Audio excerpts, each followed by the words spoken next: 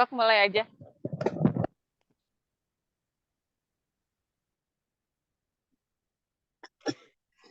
Bismillahirrahmanirrahim. Assalamualaikum warahmatullahi wabarakatuh. Asyhadu an la ilaha illallah wa asyhadu anna Muhammadan abduhu wa rasuluh. Rabbi israh li sadri wa yassir li amri wahlul 'uqdatam min lisani yafqahu qawli. Rabbi zidni ilman warzuqni fahman birahmatika ya arhamar rahimin. Alhamdulillah, teteh-teteh, puji syukur kita panjatkan kepada Allah Subhanahu wa taala ya, karena alhamdulillah berkat ridho dan izinnya kita kembali bisa berkumpul insyaallah di subuh yang mulia ini, berkumpul untuk sama-sama belajar meneladani sekarang putri-putri Nabi, serta sholawat serta salam kita curah limpahkan ke Nabi Muhammad Shallallahu Alaihi Wasallam, kepada keluarganya, sahabatnya, keluarganya, sehingga kita juga sampai akhir zaman. Baik teteh-teteh,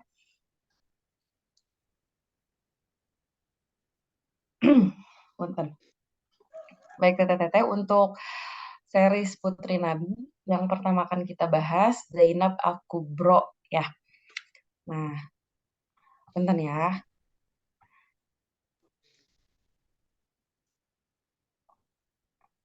Nah, mengenal Zainab binti Muhammad Shallallahu Alaihi Wasallam.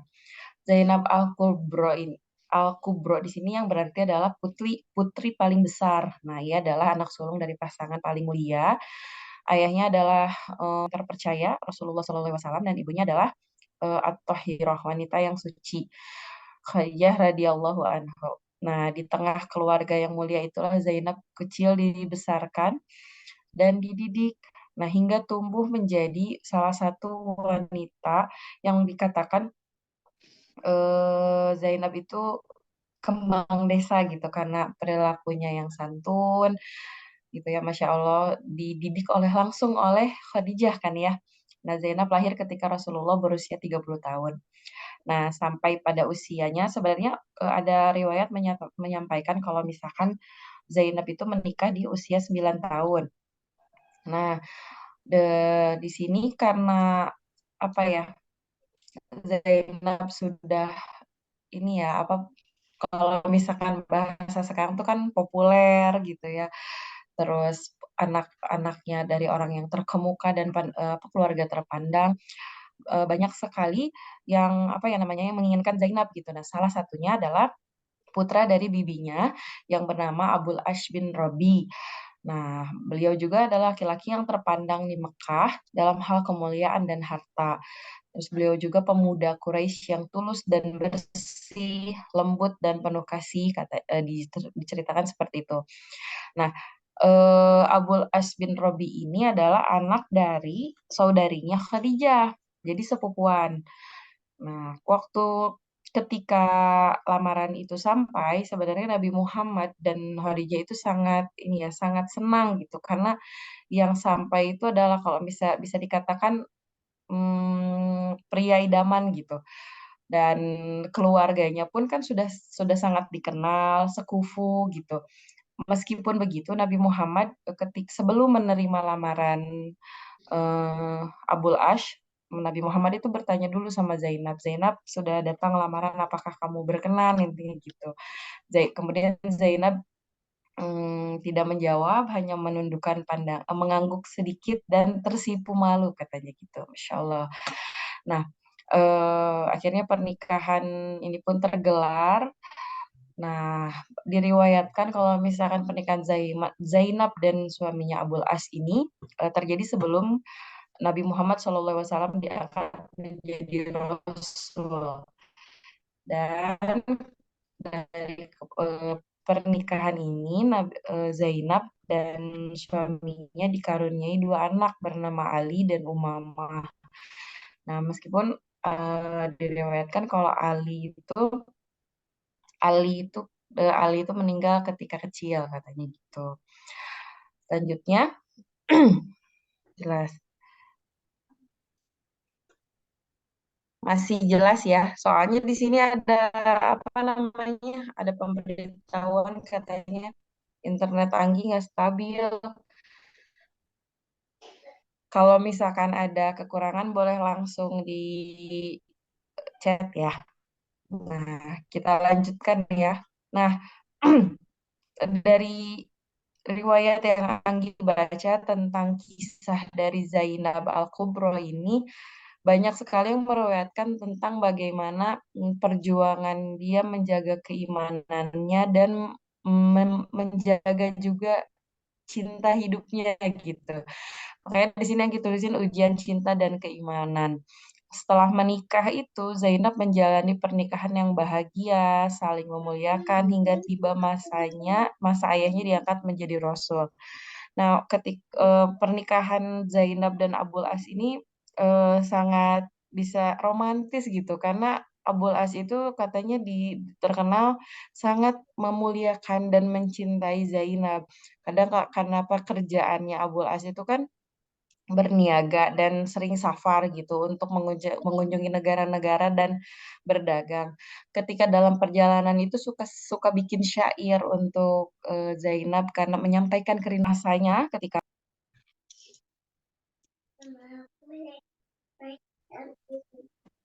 udah masuk lagi. Boleh ditunggu sebentar ya. Mau share screen lagi.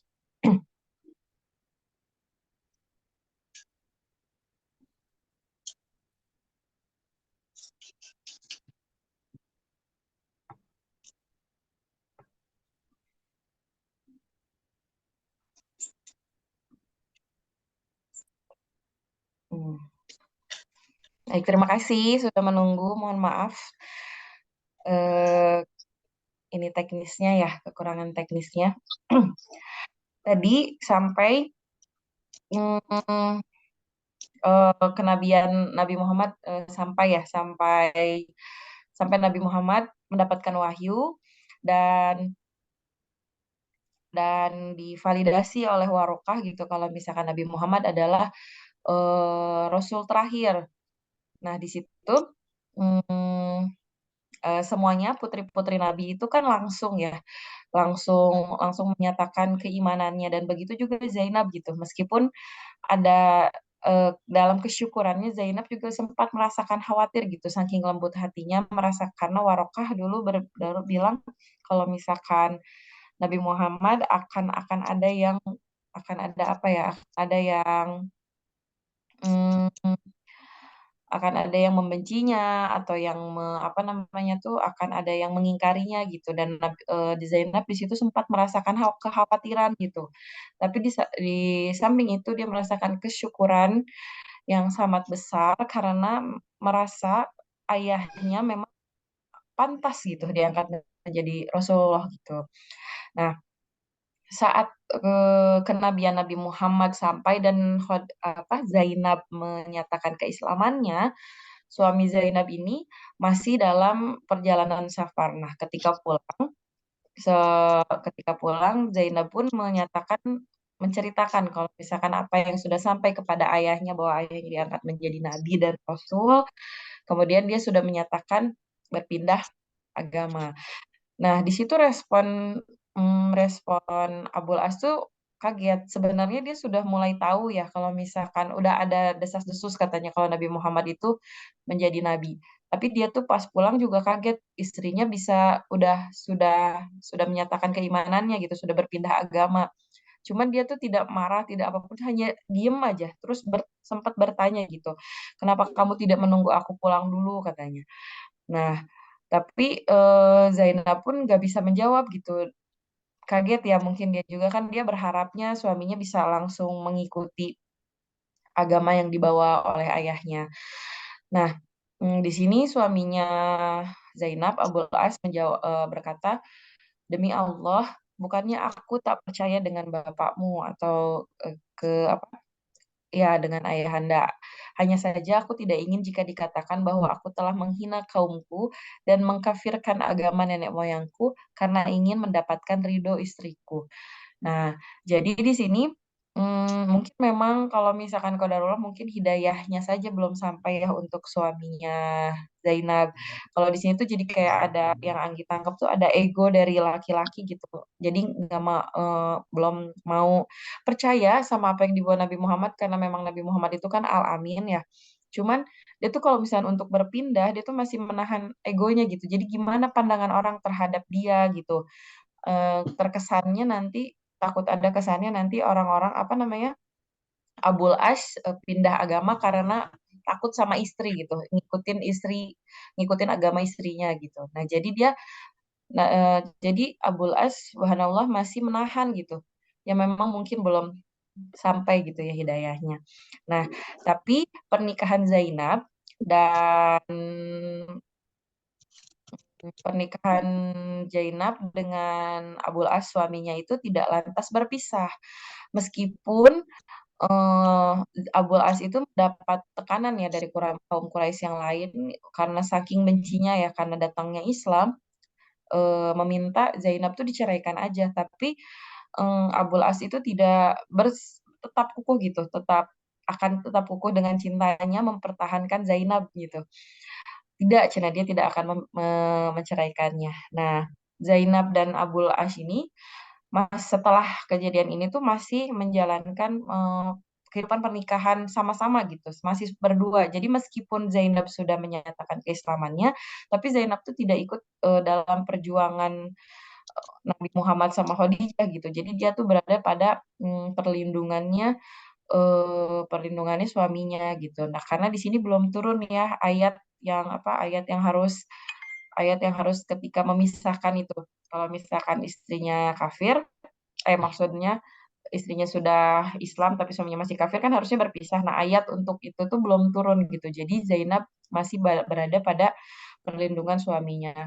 Nah, disinilah mulai penderitaan ya, perang batin Zainab, penderitaan yang gimana ya, antara ayahnya dan suaminya gitu. Zainab menyaksikan kan gimana perjuangannya ayah dan ibunya, terus sampai selawannya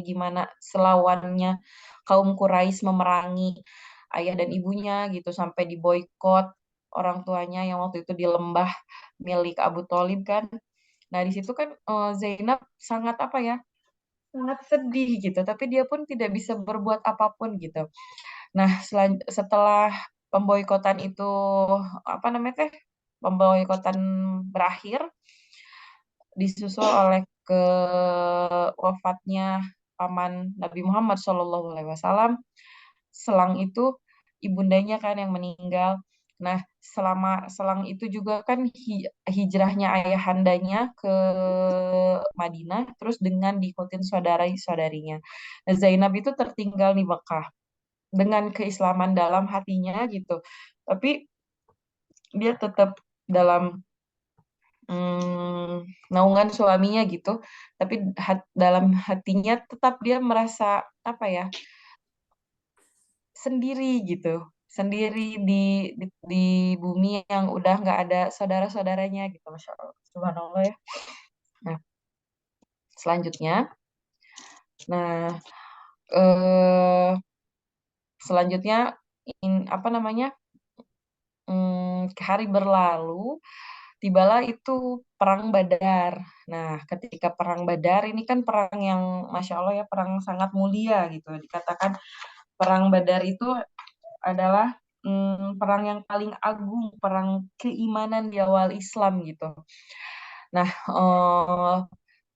waktu itu Abul As itu diajarkan untuk memerangi kaum muslimin dalam perang Badar. Nah, seperti yang kita tahu kalau misalkan dalam perang Badar itu kita muslim kan yang menang. Nah, ketika itu kebayangkan Zainab ayahnya melawan suami yang dicintainya gitu. Ayahnya yang dia sangat cintai juga gitu.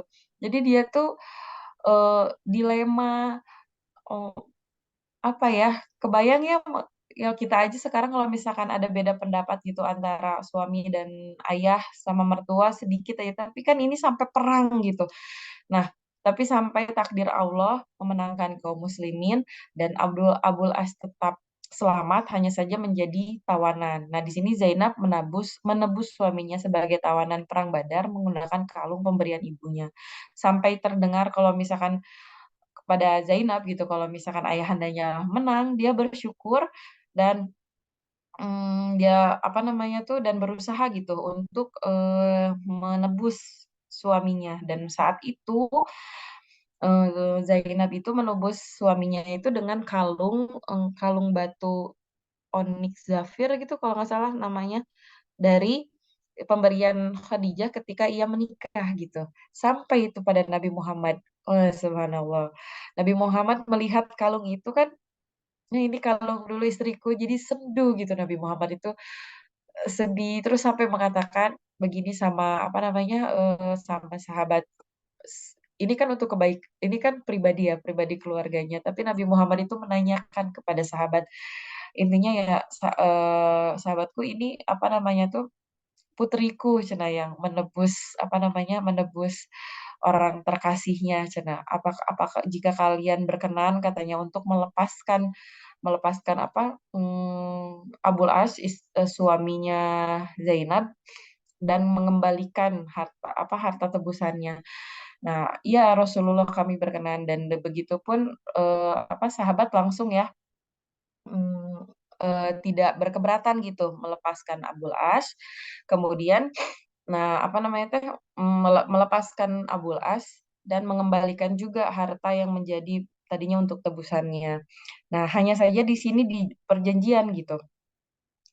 Karena sudah sampai turun ayat kalau misalkan jika istrinya sudah menjadi muslim, sudah berikrar syahadat, berarti dia harus berpisah atau meninggalkan suaminya yang kafir. Nah, jadi Nabi Muhammad di sini meminta dibebaskan dengan tidak, tebusannya pun dikembalikan kan. Tapi Nabi Muhammad meminta Zainab diantarkan untuk hijrah ke Madinah gitu, diserahkan kembali kepada Nabi Muhammad SAW karena sudah sampai perintah Allah gitu untuk berpisahnya kalau misalkan karena Islam yang memisahkan. Nah, pulanglah suaminya gitu. Kalau Zainab itu pas menyambut senang gitu ya, Masya Allah, ayahnya selamat, suaminya selamat, intinya kan begitu. Tapi suaminya tuh sedih karena memang suaminya itu secinta itu gitu sama Zainab. Eh, dengan Islam apa kan ya teh, kenapa wahai suamiku kau pulang dengan wajah sedih katanya. Kita akan berpisah kembali kata suaminya. Kenapa katanya teh, emang kau mau kemana? Tapi kau yang akan pergi Zainab, ayahmu memintamu kembali karena Islam memisahkan kita katanya gitu. Nah, ujian lagi ya, subhanallah. Kebayang kebayang meninggalkan suami yang dia cintai gitu, ayah dari anak-anaknya, tapi Zainab tetap teguh. Di sinilah ya maksudnya hikmahnya. Cinta atas Allah itu harus berada di atas, apa ya, di atas cinta kepada Allah itu harus di atas cinta kita terhadap apapun di dunia ini. Subhanallah gitu yang kita bisa teladani dari Zainab salah satunya. Afwan ya. Nah, hanya saja menuju perjalanan ke Madinah karena Abul As ini meskipun memang dia masih kafir, tapi dia adalah pria terhormat yang menjaga amanah. Nah, ketika dia dulu pada saat di Madinah dia berjanji akan menyanggupi akan memulangkan siapa? Memulangkan Zainab ke ayahnya, dia pun tidak ini gitu. Dia tuh tidak tidak mengingkari gitu. Dia tuh menjalankan amanah tersebut. Nah, kemudian di ya disetting lah ya gitu sama Abul As untuk Zainab ke Madinah diantar oleh saudaranya Kinanah bin Robi. Nah, di sini kan selain teror yang menimpa Zainab saat hijrah ke Madinah melaksanakan perintah Allah dan Rasulnya. Teror di sini itu karena ketika pas pulangnya Zainab ke Madinah itu, eh, pas pulangnya itu di situ tuh baru selesai belum lama perang Badar. Nah kan perang Badar itu kan kaum muslimin menang.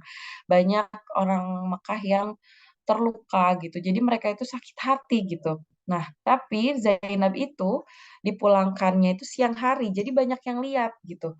Banyak yang lihat kemarin baru kalah perang gitu. Terus ini sekarang anaknya Nabi Muhammad katanya pulang aja gitu dengan tenang siang-siang kayak gitu. Ada yang dan ternyata ada yang marah dan apa ya, sampai berbuat kezaliman gitu. Namanya tuh Habar ya? Ya, Habar bin Aswad bin bin Abdul Muthalib sama Nafi. Nah, berdua ini menyerang menyerang perjalanan Zainab bersama Kinanah itu. Zainab kan didudukin di sebuah tandu, bukan tandu sih, jadi kayak tapi si tandu ini tuh cuman di atas unta gitu. Ditebak apa namanya ditombak sampai Zainab itu terjatuh menimpa bumi dengan perutnya keadaannya katanya perutnya di bawah gitu. Sampai merasa apa namanya teh dan saat itu Zainab sedang hamil 4 bulan. Udah gitu tuh berderai darah pas kejadian itu tuh. Kebayang kita jatuh tinggi aja nggak hamil sakit, apalagi ini ketika hamil gitu kan. Udah gitu sempat rada chaos tuh maksudnya tuh apa tuh namanya tuh soalnya mau diserang tapi Kinanah karena dengan amanahnya dia apa namanya menjaga terus dengan siap gitu sama busurnya tidak ada yang bisa apa menyerang Zainab dan kecuali aku akan melepaskan anak panahku katanya intinya gitu. Nah, kemudian di situ keributan itu dilihat sama Abu Sofyan. Dan Abu Sufyan pun datang, tahan dulu katanya anak panahmu Kinana katanya teh. Intinya di situ Abu Sufyan bilang, saya pun tidak menyetujui kalau misalkan ada apa penyerangan untuk pada Zainab, apalagi Zainab perempuan pada saat masa. Soalnya ini zalim banget ya. Zainab tuh perempuan diserang ketika malah perang aja enggak gitu. Kan udah enggak ya, udah enggak perang. Nah, Islam aja ketika perang kalau misalnya sama wanita kan tetap memuliakan ya, tidak boleh tidak boleh apa? Tidak boleh membunuh wanita, tidak boleh membunuh anak kecil gitu. Ini mah lagi nggak perang, diserang ini kan zalim banget. Nah, di situ juga Abu Sofyan tuh tidak setuju gitu dengan penyerangan ini, tapi memberi nasihat kepada Kinanah. Ya Kinanah kita itu sedang terluka gitu, baru aja dari perang Badar dan kita tuh kalah sama kaum muslimin yang notabene adalah ayah dari wanita yang kamu bawa ini, terus kamu udah membawa Zainab ketika siang terang-terangan gini. Jadi kita tuh merasa direndahkan gitu. Udah balik dulu katanya maksudnya teh. Jadi jangan jangan seterang-terangan ini sampai dilihat orang gitu. Jadi merasa banget terendahkannya katanya gitu. Akhirnya Kinana menuruti nasihat Abu Sofyan karena Zainab pun kan berdarah-darah ya.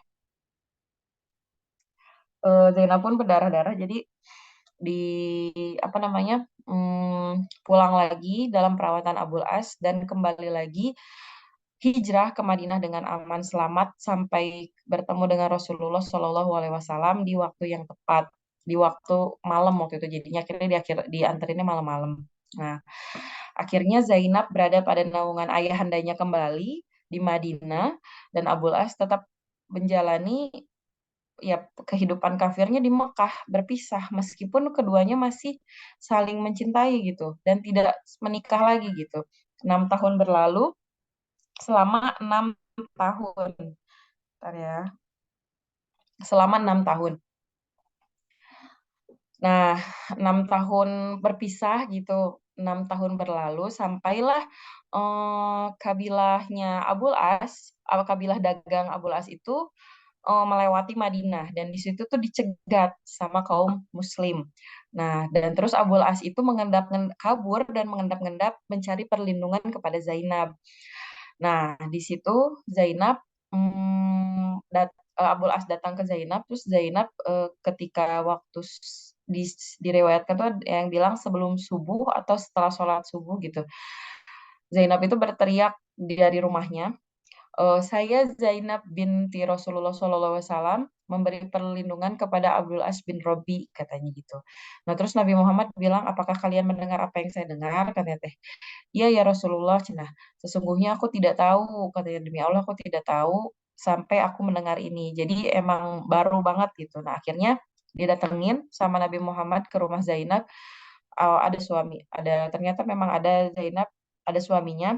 Terus nasihat Nabi Muhammad SAW kepada Zainab adalah kamu muliakanlah dia kan ya maksudnya teh kan marhaban dia kan ayah dari apa ayah dari anak-anakmu muliakan dia tapi sungguh kalian itu tidak halal satu sama lain gitu jadi dijamu aja gitu tapi jangan sampai seperti suami istri karena memang sudah tidak halal katanya gitu. Nah, kemudian di situ eh, Zainab juga, ya ayahanda Abdul As ke sini hanya ingin mencari hartanya katanya gitu. Dan akhirnya hartanya pun dikembalikan. Harta Abdul As dikembalikan dan Abdul As pun dibebaskan gitu. Dibebaskan dan kembali ke Mekah. Nah, saat kembali ke Mekah, amanah-amanah titipan yang ia dagangkan dalam perjalanan dagangnya kepada kaum Quraisy itu dia kembalikan gitu hak-haknya gitu ya, yang laba, yang ini, yang barang-barangnya dikembalikan dan dia tuh bertanya lagi, apakah ada uang kalian yang masih ada padaku, kata Abul As sesampainya di Mekah. Tidak ada, Abul As, sungguh kau adalah orang yang amanah, katanya gitu kan. Sungguh kau adalah orang yang amanah.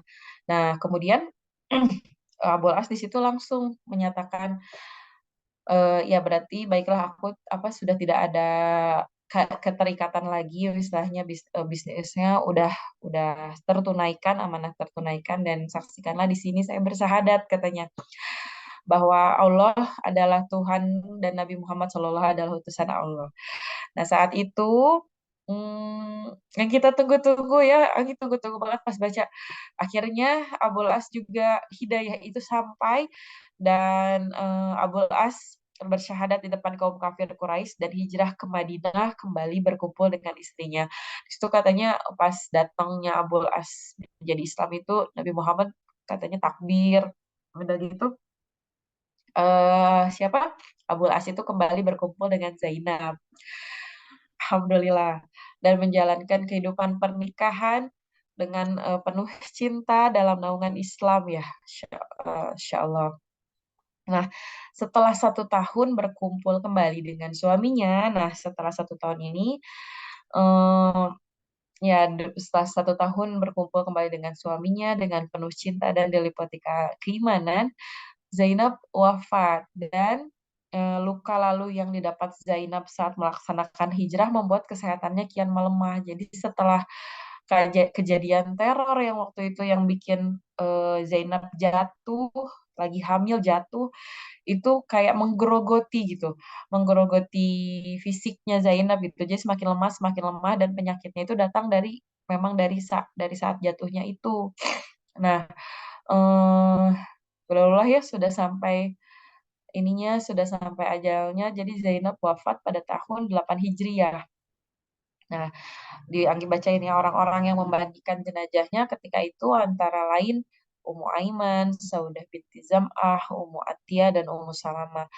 Rasulullah berpesan kepada mereka yang akan memandikan jenazahnya ketika itu, basuhlah dia dalam jumlah yang ganjil 3 atau 5 kali atau lebih. Jika kalian merasa lebih baik begitu, mulailah dari sisi kanan dan anggota-anggota wudhu. Mandikan dia dengan air dan bunga, bubuhi sedikit kapur barus pada air siraman yang terakhir. Jika kalian sudah selesai, beritahukan kepadaku, kata Nabi Muhammad. Ketika itu, rambut jenazah dikepang menjadi 3 kepangan, di samping dan di depan lalu dikebelakangkan. Setelah selesai dari memandikan jenazah, Ummu Atiyah memberitahukan kepada Nabi. Lalu Nabi memberikan selimutnya dan berkata, kafanilah dia dengan ini, katanya. Nah, kebayangnya sedih Nabi Muhammad kehilangan putrinya, Abul As ditinggalkan istri yang dicintainya, begitu juga anaknya, putrinya Umamah. Nah, putrinya Umamah ini tuh kelak menjadi apa ya? Dinikahi oleh Ali bin Abi Thalib setelah meninggalnya Fatimah. Karena Sayyidah Fatimah itu sangat menyayangi Umamah gitu. Diriwayatkan kalau Fatimah yang meminta gitu nanti Ali untuk menikahi Umamah. Anaknya anaknya Zainab Al-Kubro.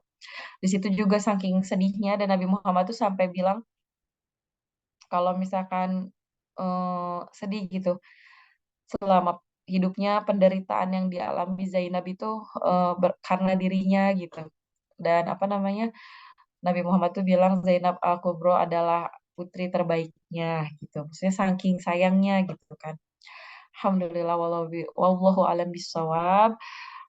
Semoga Allah merahmati Zainab binti Muhammad Shallallahu Alaihi Wasallam, begitu pula mengampuninya dan merahmatinya, dan semoga terluruskan niat kita untuk meneladani kisah Nabi Muhammad yang dan meningkatkan keimanan kita gitu. Semoga Allah meridhoi kita.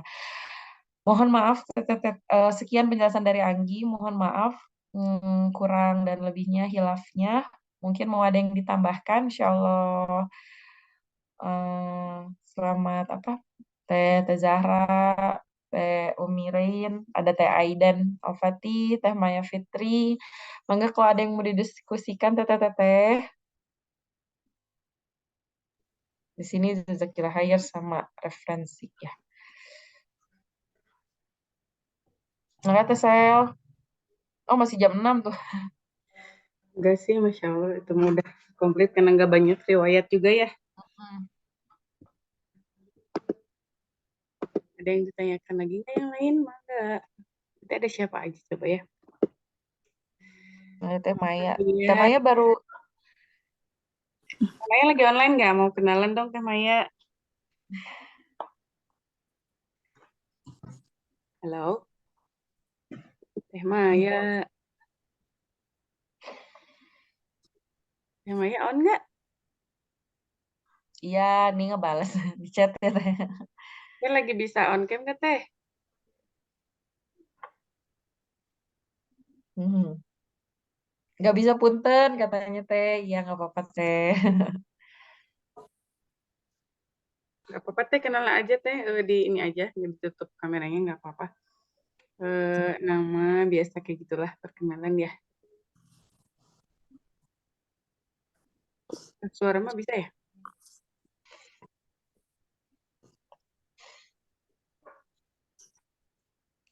Bisa Iya nggak? ini baru pertama join. Oh ya, ahlan wasahlan Teteh.